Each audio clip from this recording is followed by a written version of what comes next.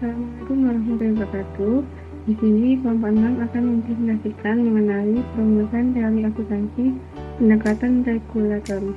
Kelompok 6 beranggotakan yang pertama Olivia Lestari dengan NIM 010, nomor 2 Cisnya Ova dengan NIM 014, nomor 3 Dwi Haryandi dengan NIM 020, nomor 4 Mega Putri Mariandari dengan NIM 039, dan nomor 5 ada Marta Angel Susabila dengan NIM 060. Selanjutnya ada entitas-entitas yang berkepentingan dengan standar akuntansi. Yang pertama ada Ikatan Akuntan Indonesia atau IAI. IAI adalah organisasi profesi akuntan di Indonesia yang bertanggung jawab untuk menyusun dan menerbitkan standar akuntansi keuangan atau SAK. Lalu yang kedua ada Dewan Standar Akuntansi Keuangan atau DSAK. DSAK adalah badan yang dibentuk oleh IAI untuk mengembangkan dan memelihara SAK. Lalu yang ketiga ada pemerintah. Pemerintah melalui Kementerian Keuangan memiliki kepentingan dalam standar akuntansi untuk tujuan pengawasan, perpajakan, dan penyusunan statistik ekonomi. Kemudian yang keempat ada Otoritas Jasa Keuangan atau OJK. OJK memiliki kepentingan dalam standar akuntansi untuk mengatur dan mengawasi lembaga keuangan seperti bank dan perusahaan asuransi. Lalu yang kelima ada investor dan kreditur. Investor dan kreditur menggunakan laporan keuangan yang disusun berdasarkan standar akuntansi untuk membuat keputusan investasi dan kredit. Dan yang keenam ada perusahaan. Perusahaan wajib mematuhi standar akuntansi dalam menyusun laporan keuangan mereka. Lalu yang terakhir atau yang ketujuh, auditor. Auditor menggunakan standar akuntansi sebagai pedoman untuk menilai kewajiban laporan keuangan perusahaan. Untuk selanjutnya ada pihak yang berwenang menyusun standar akuntansi. Organisasi pengembang standar akuntansi keuangan di US antara lain yang pertama ada Securities and Exchange Commission (SEC). Pendirian ini bertujuan untuk membantu pengembangan dan standarisasi informasi keuangan yang akan disajikan kepada pemegang saham.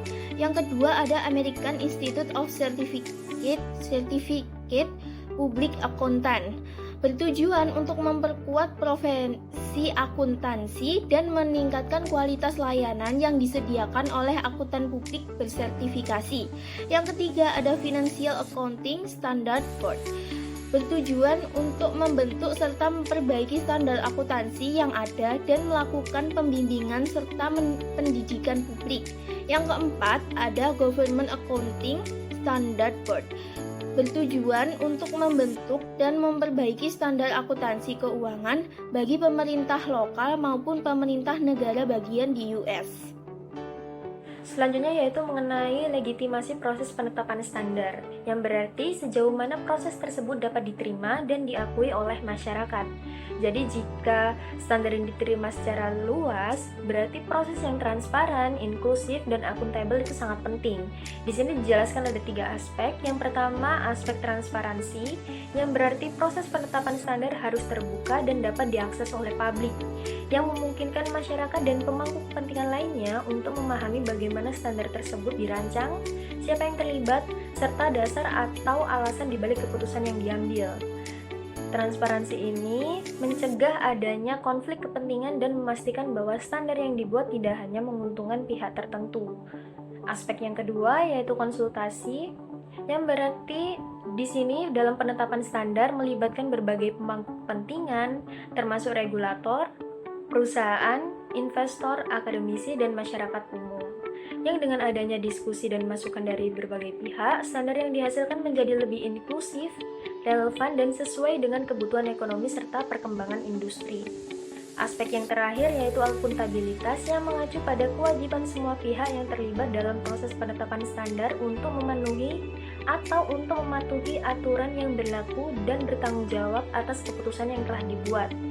Jadi akuntabilitas ini untuk memastikan bahwa standar yang diterapkan adil, tidak diskriminatif, dan sesuai dengan regulasi hukum yang berlaku di suatu negara atau secara internasional. Selanjutnya yaitu mengenai seberapa pentingnya sih standar yang baik itu. Jadi standar yang baik tidak hanya harus sah secara hukum, tetapi juga memiliki legitimasi sosial. Nah, untuk mencapai standar kualitas tinggi ini diperlukan 3 hal berikut. Yang pertama yaitu proses pendirian yang kuat yang digunakan untuk memastikan standar dikembangkan berdasarkan studi yang mendalam. Yang kedua yaitu konsultasi global yang digunakan untuk memastikan relevansi standar di berbagai negara dan industri. Yang ketiga yaitu pengawasan yang luas yang digunakan untuk memastikan penerapan dan kepatuhan terhadap standar yang ditetapkan. Nah, di sini juga ada berbagai manfaat dari standar mutu ini. Yang pertama, membuat laporan keuangan lebih mudah bagi investor dan regulator untuk dibandingkan dan dianalisis. Yang kedua, membantu dalam audit, pelaporan, dan penyusunan laporan keuangan sesuai dengan prinsip akuntansi yang berlaku. Yang ketiga, untuk mendukung regulasi perusahaan, kebijakan ekonomi, dan perencanaan masa depan. Yang keempat, untuk mengurangi risiko manipulasi data dan meningkatkan kepercayaan publik terhadap laporan keuangan perusahaan. Yang kelima, ada standar untuk tujuan umum tidak mampu mengatasi perbedaan-perbedaan di antaranya entitas publik dan non-publik, laporan keuangan tahunan dan interim, perusahaan-perusahaan besar dan kecil, laporan keuangan yang telah diaudit dan belum diaudit. Lalu yang keenam, ada pengungkapan yang berlebihan, pengukuran yang rumit, atau kedua-duanya.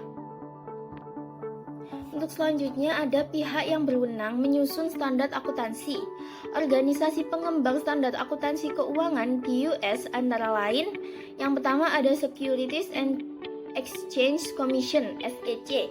Pendirian ini bertujuan untuk membantu pengembangan dan standarisasi informasi keuangan yang akan disajikan kepada pemegang saham. Yang kedua ada American Institute of Certificate Public Accountant, bertujuan untuk memperkuat profesi akuntansi dan meningkatkan kualitas layanan yang disediakan oleh akuntan publik bersertifikasi. Yang ketiga ada Financial Accounting Standard Board, bertujuan untuk membentuk serta memperbaiki standar akuntansi yang ada dan melakukan pembimbingan serta pendidikan publik. Yang keempat ada Government Accounting Standard Board, bertujuan untuk membentuk dan memperbaiki standar akuntansi keuangan bagi pemerintah lokal maupun pemerintah negara bagian di US. Ketepatan adanya pilihan dalam akuntansi. Nah, ketepatan adanya pilihan dalam akuntansi itu memang menjadi aspek yang penting dalam praktik akuntansi sendiri. Dalam akuntansi terdapat beberapa metode atau pilihan yang dapat digunakan untuk mencatat transaksi tertentu. Nah, di mana pemilihan metode yang sangat tepat itu berpengaruh pada laporan keuangan yang dihasilkan. Beberapa contoh pilihan dalam akuntansi itu meliputi yang pertama, metode penilaian persediaan atau FIFO, LIFO, dan rata-rata tertimbang.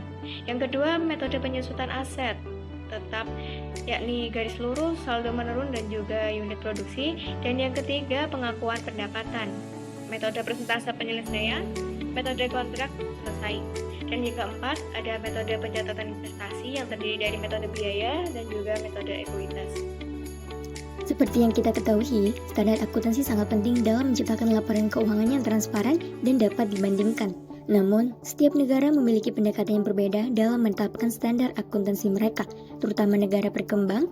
Dan ada dua strategi utama yang biasanya digunakan. Yang pertama, ada pendekatan evolusioner. Dalam pendekatan ini, negara berkembang menetapkan standar akuntansinya sendiri tanpa banyak dipengaruhi oleh pihak luar. Standar ini dibuat berdasarkan kebutuhan dan konteks unik dari negara tersebut. Proses ini lebih banyak mengandalkan pengalaman lokal daripada standar internasional. Akibatnya, mitra asing yang ingin berbisnis di negara tersebut harus menyesuaikan diri dengan standar lokal yang ada. Meskipun pendekatan ini memberikan fleksibilitas dalam menyesuaikan standar dengan kondisi negara, ada beberapa tantangan yang dihadapi.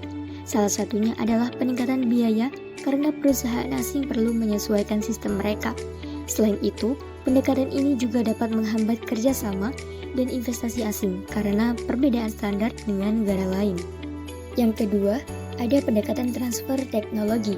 Dalam pendekatan ini, negara berkembang mengadopsi standar akuntansi dari negara maju atau organisasi internasional tanpa banyak melakukan modifikasi.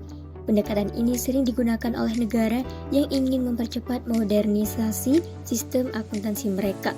Dengan menerapkan standar yang sudah mapan, negara berkembang dapat meningkatkan transparansi laporan keuangan, mempermudah kerjasama dengan pihak asing, dan meningkatkan daya saing di pasar global. Selanjutnya, ada strategi penggunaan standar akuntansi internasional. Dalam strategi ini, negara berkembang mengadopsi standar akuntansi yang sudah diakui secara global seperti IFRS atau International Financial Reporting Standard. Strategi ini memiliki beberapa keuntungan, di antaranya memperkecil biaya persiapan dan pembuatan standar akuntansi sendiri, mempermudah integrasi dengan sistem akuntansi internasional karena mengikuti dorongan harmonisasi global, memfasilitasi pertumbuhan investasi asing, karena investor lebih percaya pada laporan keuangan yang sesuai dengan standar internasional, membantu profesi akuntansi di negara berkembang untuk mengikuti standar profesional yang sudah ada, memberikan legitimasi bagi negara tersebut dalam komunitas akuntansi global, dan dengan menerapkan standar internasional, negara berkembang dapat lebih mudah beradaptasi dalam lingkungan ekonomi global serta meningkatkan kepercayaan investor asing. Strategi terakhir adalah strategi situasional. Dalam pendekatan ini, negara berkembang tidak serta-merta memilih satu pendekatan secara kaku, tetapi mempertimbangkan berbagai faktor yang relevan dengan kondisi mereka. Pendekatan ini meminta adanya analisis diagnostik terhadap berbagai faktor yang mempengaruhi perkembangan akuntansi di negara tersebut. Dengan demikian, standar akuntansi yang diterapkan harus disesuaikan dengan batasan yang ditentukan oleh faktor-faktor ekonomi, sosial, dan regulasi yang berlaku. Dengan kata lain, strategi ini mengombinasikan berbagai pendekatan yang sudah dijelaskan sebelumnya, sehingga negara dapat memilih strategi yang paling relevan dan bermanfaat sesuai dengan kebutuhan mereka. Ya, terima kasih dari kelompok 6. Kurang lebihnya mohon maaf. Wassalamualaikum warahmatullahi wabarakatuh.